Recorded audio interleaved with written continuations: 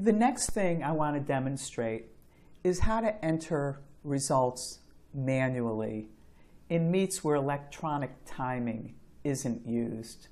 The easiest way to do this is to enter the results by lane.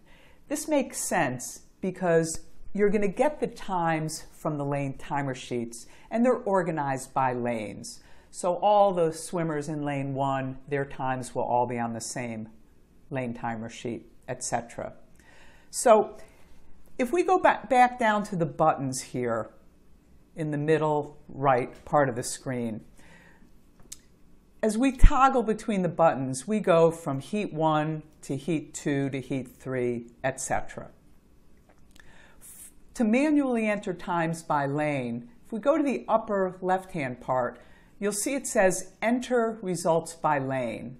If I put a little check there, now what happens is we've gone from 5 buttons for the 5 different heats to 8 buttons, each of which represents a lane.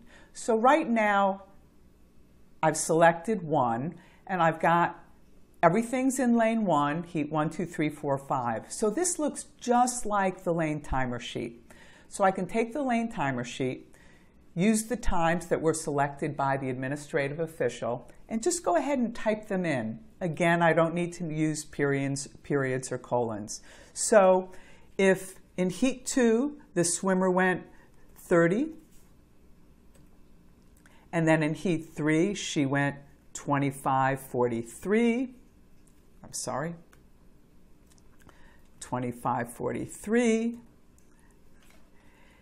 The swimmer in heat 4 was a no-show, so I can just type NS and that'll be no-show, and then I can put the time in for the swimmer in the last heat. Now I have all the results from lane 1. Now I can go to lane 2. And again, I would simply type in manually the times.